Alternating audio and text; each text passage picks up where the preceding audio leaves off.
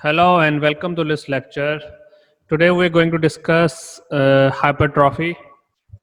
It is defined as increase in size of parenchymal cell resulting in enlargement of the organ or tissues without any change in number of cells.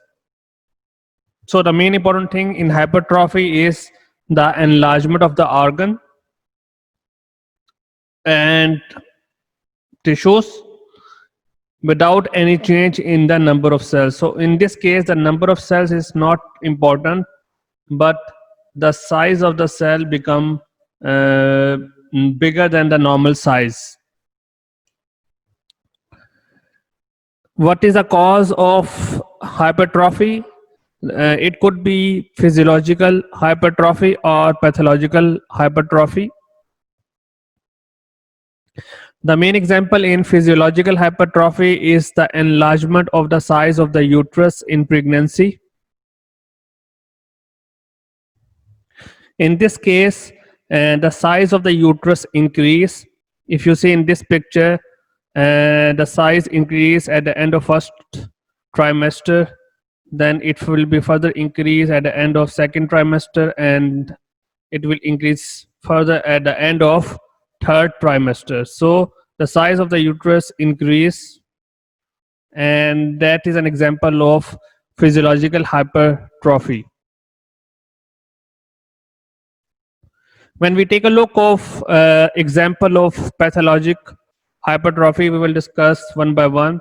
The first example we will discuss in hypertrophy of the cardiac muscle, where the common example are systemic hypertension. In systemic hypertension, there will be the increase of the size of the left ventricle, and we mention hypertrophic heart, where we compare this is a normal heart.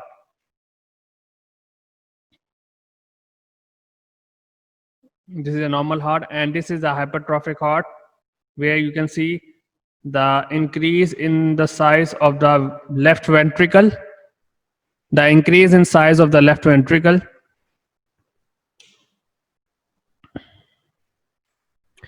This is another picture of hypertrophic of the left ventricle, and you can find the enlargement of left ventricle, and as a result what happens, the blood will be less inside the ventricle, and it can lead to heart failure.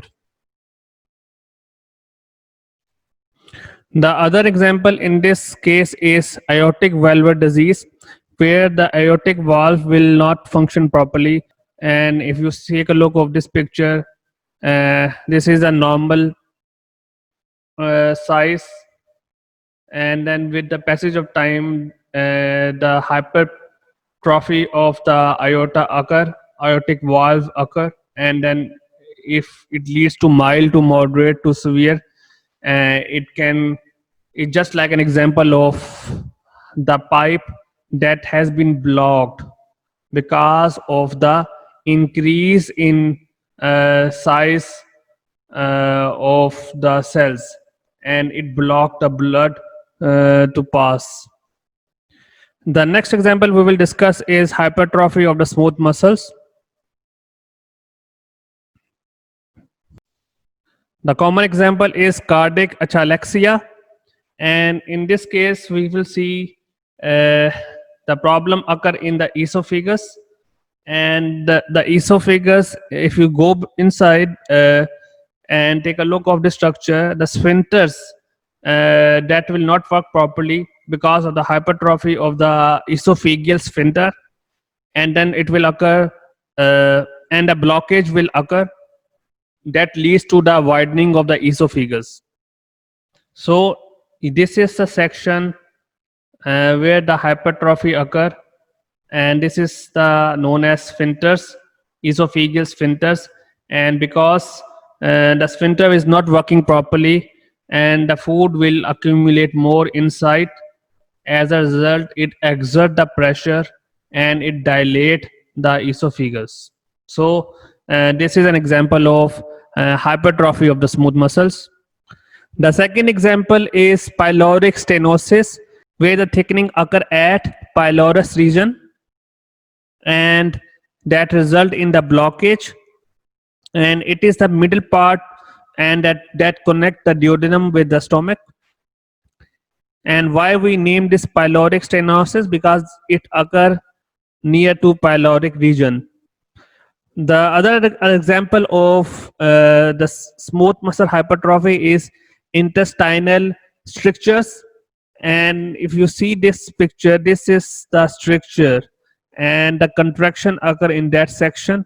Then we have the third one, which is a hypertrophy of the skeletal muscles, and a common example can be seen in the people that athletes that using sometimes some drugs to increase the size of the muscles, skeletal muscles. So the athletes can use sometimes some drugs such as testosterone or some other steroids to increase their size of the muscle, and this is an example of skeletal muscle hypertrophy. And this is a simple example in this classification. Then the next one is compensatory hypertrophy, and this is an example. The most common example in compensatory hypertrophy is nephrectomy, where the surgical removal of one kidney is responsible for hypertrophy of the other section of the kidney. We must know that the kidney occurs in pairs.